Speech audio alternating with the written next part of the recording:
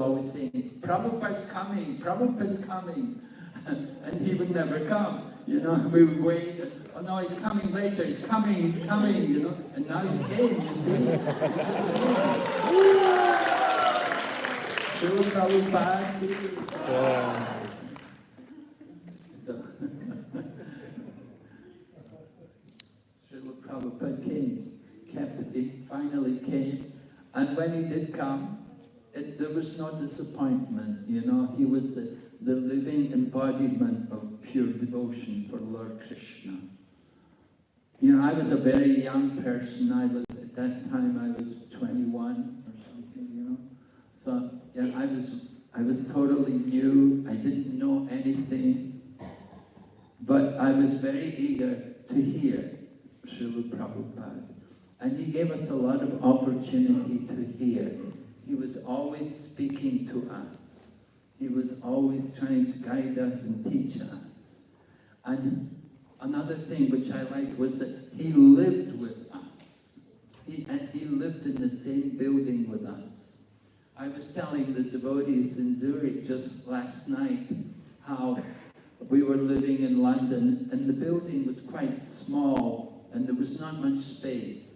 So one devotee had come over from Los Angeles.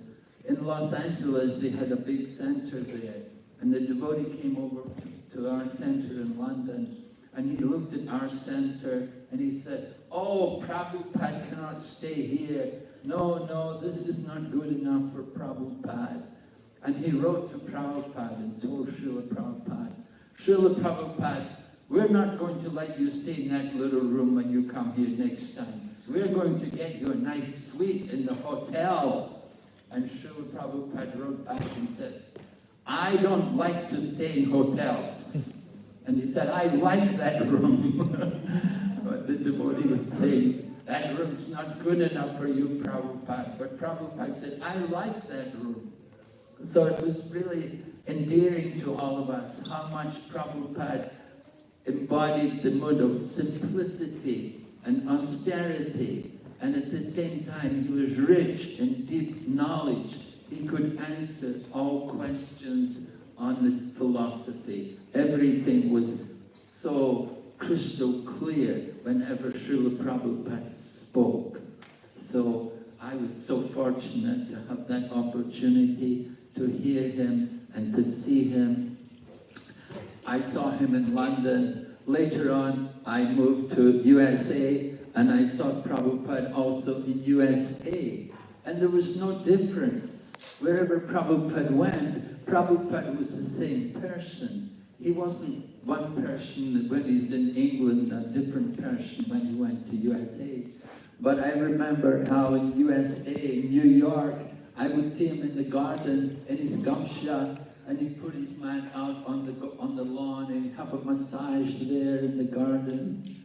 You know, he lived so simply, how he did everything. And then again, I was with Prabhupada also in India. I'd gone to India.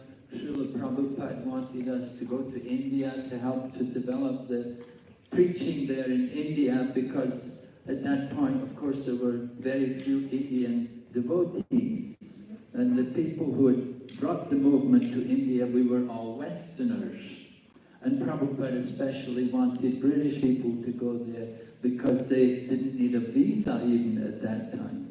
And it was difficult for Americans. So we were in India, and I saw Prabhupada in India, how he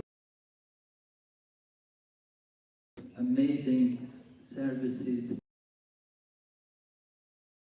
constantly preaching everywhere, and guiding all of us devotees. And we were so raw, we were so uneducated and uncultured, we didn't know anything. Prabhupada had to train us from the beginning, from scratch. So I feel so much indebted to him. And of course, you know how Prabhupada, he came here to the city, Geneva, and he stayed for 8 days. You know, that's really shows how much he valued Geneva. He considered this to be an important city, and he put his time and energy into preaching here. And he wanted to see us also cultivate Krishna consciousness in this city, in this part of the world. It was very important to him.